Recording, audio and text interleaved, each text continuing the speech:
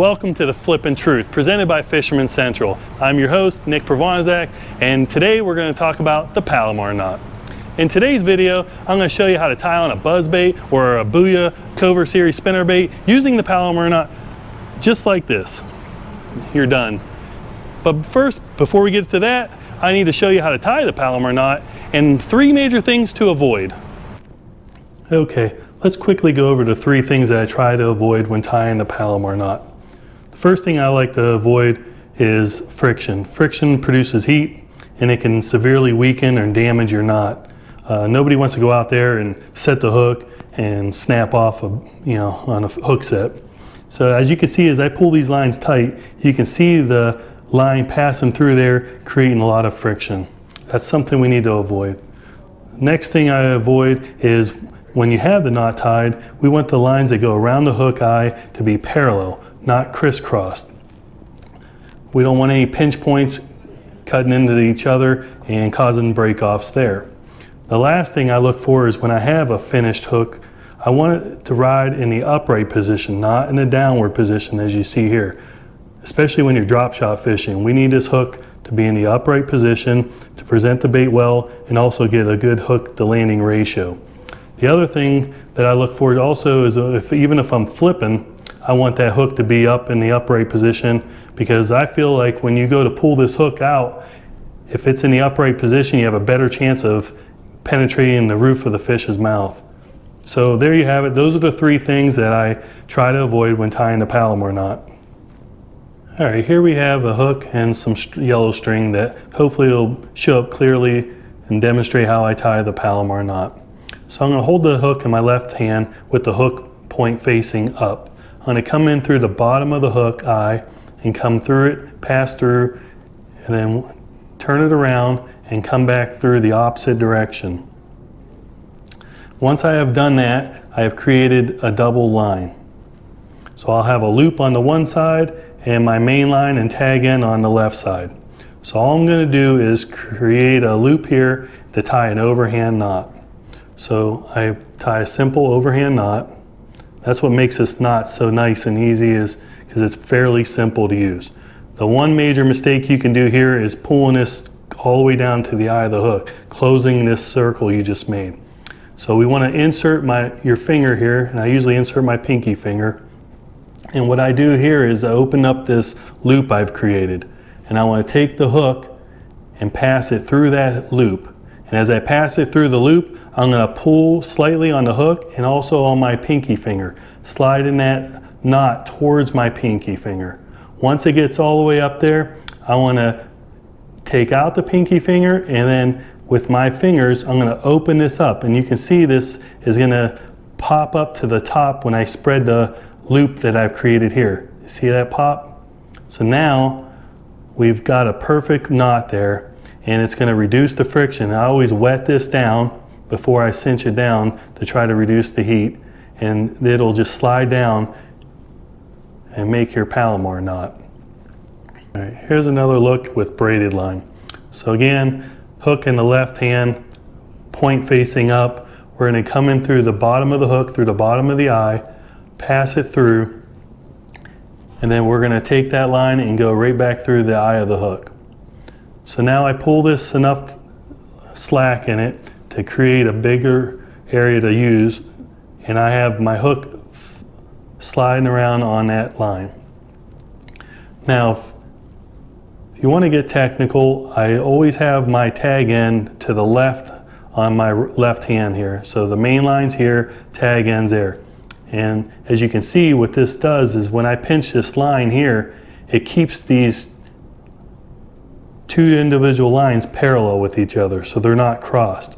We don't want this to be crisscrossed in there. That's what's going to cause that crisscross around the bottom of the eye of the hook. We want everything to lay parallel. So by doing that, we're going to hold it together and we're going to make our overhand loop. Again, stick the finger in, your pinky finger in there, and we're going to open up this loop that we created, pass it around the bottom of the hook, pull on the bottom of the hook, and you can see how easy that slides up there towards my pinky finger. Once you get enough gap, you can take out the pinky finger and you can spread this slowly open, and you can see that pop right there. Now the top of it is on the top of the knot there. And you can see how easy, without even barely moving it, it slides right down to the eye of the hook. Now, like I said, we always moisten that, get it nice and moist, and then pull it both tags tight. So I'll grab my tag in here, and you can see how it's in the upright position. That's a perfect way to tie the Palomar there. So now when a fish bites, we got it right in the roof of the mouth. As you can see in here, the camera will pick it up, that the two tags that are two main lines going around are parallel. And we just simply take our clippers now, and we will trim this.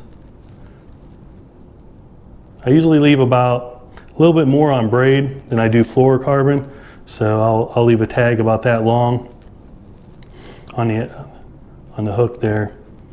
And there you have it. There's the Palomar knot. So let's talk about now how to tie it without a hook. Okay, here we got a beautiful looking Buoy Covert series spinnerbait here.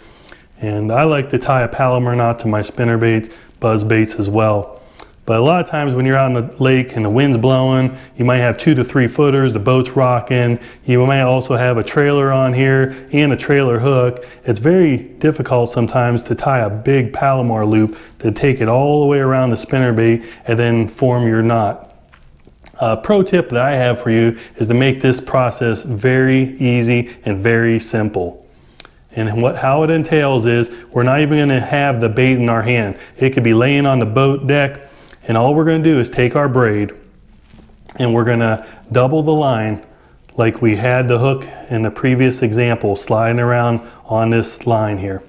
But without anything attached, we're just going to make our overhand loop knot. An overhand knot here. See how you do that?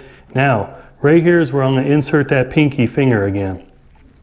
So now I have the pinky inserted. I'm going to open up this loop and I'm going to grab a hold of the 2 tags right here that were around my pinky, and all I'm going to do is pull on those and also pull up on my pinky finger. And as you can see, that knot slides up against my pinky finger again, just like it did with the hook. So now that it's close to my finger, I can remove the finger and I can insert these 2 into the loop I created and then open them up, and you can see it pops. So now it slides freely, open and close. So if you had a big buzzbait, you can open this up as big as you want, drop the blade in there, and then cinch it up. In this situation, we have a spinnerbait. So we're going to drop the blades in there. We're going to pull it all the way up to the eye of the hook, and then simply wet it right there. And that's usually where I moisten it up. And all you're going to do is just slide it down and cinch it tight. Now you have a quick, easy way to tie on a spinnerbait or a buzzbait using the Palomar knot without having to create a big loop and go around the entire bait. And as a bonus, you end up with a shorter tag here, so you're not wasting a bunch of braid. Now this will work with fluorocarbon. You can tie it the exact same way as we did with the braid. It works equally as well. So there you have it. I hope you enjoyed the video, and I hope this helps you to put more fish in the boat. Okay, that's going to do it for this episode of The Flippin' Truth. If you enjoyed this video, please give us a like and subscribe to our channel. If you have any questions, please feel free to comment below or head over to our Fisherman Central's Facebook page. And as always, make sure to check us out on the web at www.fishermancentral.com.